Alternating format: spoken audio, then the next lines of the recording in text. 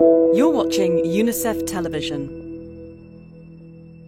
Là, les participants sont en train de faire un dosage de sulfate d'aluminium suivant les quantités d'eau qu'ils ont pompées et aussi la turbidité de l'eau qu'ils ont identifiée. Ils vont trouver le bon dosage du produit qui va permettre la flocculation et la coagulation de l'eau, c'est-à-dire l'éclaircissement de l'eau. Alors c'est là toute la difficulté du travail parce que chaque eau a ses caractéristiques. Il y en a qui sont plus ou moins sales, plus ou moins turbides, il y en a qui sont plus ou moins contaminées. Donc celles qui sont plus chargées en matière en suspension, c'est-à-dire plus turbides, il va falloir que les participants mettent plus de produits coagulants. Celles qui sont plus contaminées avec des bactéries, avec des virus, il va falloir mettre plus de chlore.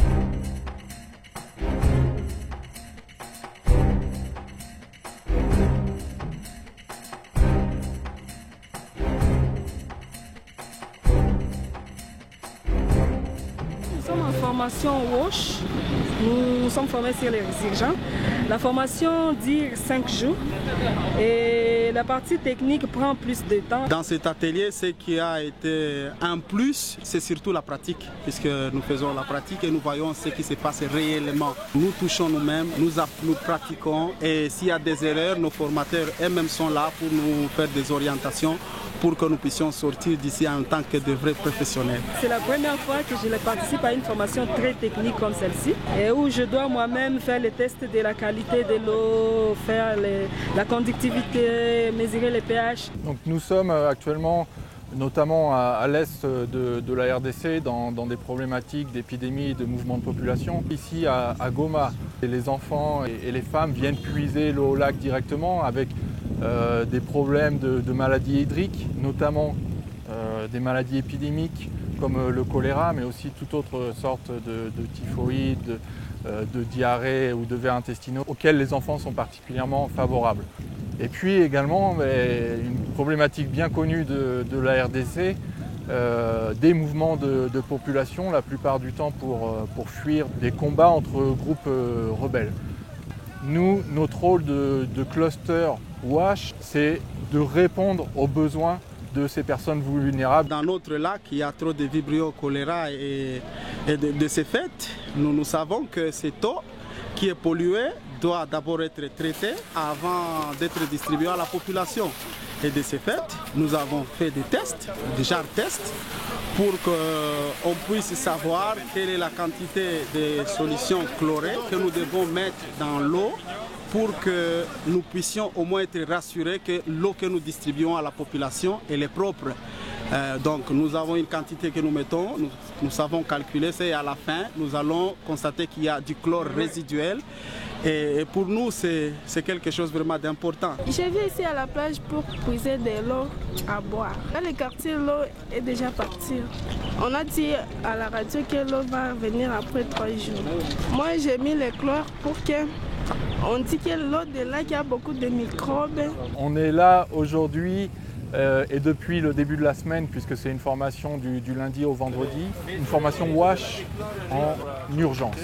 Donc l'apport en eau, en hygiène et en assainissement dans les situations de crise, c'est-à-dire en RDC, c'est spécialement les mouvements de population, les épidémies telles que le choléra, et également quelquefois des catastrophes naturelles comme on a actuellement quelques inondations. C'est une formation théorique et pratique et aujourd'hui avec les 25 participants de cet atelier, on est sur un petit peu l'aboutissement de l'atelier puisque tout ce qu'on a vu par la théorie, on le met aujourd'hui en œuvre par la pratique. En tant qu'humanitaire, et vu que nous intervenons la plupart des fois, c'est vrai, nous intervenons mais nous n'avons pas assez d'expérience, nous ne sommes pas assez informés. Et de ce fait, je puis dire que quelquefois nous faisons du tâtonnement. L'utilité d'une telle formation, c'est que ça va nous aider à faire des choses avec plus de précision. Par exemple, nous qui sommes agents de terrain, que je suis au compte de NCA, ceci va m'aider, par exemple, s'il faut aller voir la qualité de l'eau que consomme une population quelconque, je dois mesurer si cette eau n'est pas dangereuse.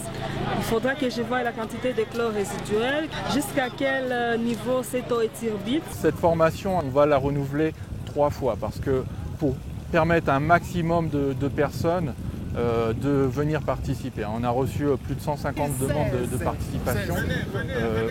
On a dû se limiter à 75 participants. Elle est financée par le Pool Fund qui donne un appui au cluster WASH pour le renforcement de capacité des acteurs. Et elle est également cofinancée puisque un consultant externe est venu m'appuyer pour cette formation par RECA, c'est-à-dire le cluster régional basé à Dakar. La formation était vraiment bénéfique parce qu'au départ, nous, on apprenait seulement des urgences et ainsi de suite, mais pour le moment, on a palpé du doigt certaines réalités à partir de l'expérience qu'on a vécue pendant les quelques jours de la formation ici à Goma. J'ai eu à ajouter pour cette formation, c'est une réponse par rapport à une crise liée aux inondations, mais comment répondre en rapport avec le WASH. Ce qui m'a beaucoup intéressé, c'est la fabrication de la solution chlorée et aussi l'analyse de l'eau. Cette connaissance pourra nous servir pour aider la population en cas de crise. Quand chaque fois nous parlons des formations théoriques, souvent nous retenons, mais nous ne maîtrisons pas aussi la pratique. Mais celle-ci, elle a été complémentaire. À chaque fois que nous apprenions, nous allions sur le terrain. Donc j'ai appris, mais aussi j'ai maîtrisé comment pratiquer tout ce que j'ai eu à apprendre.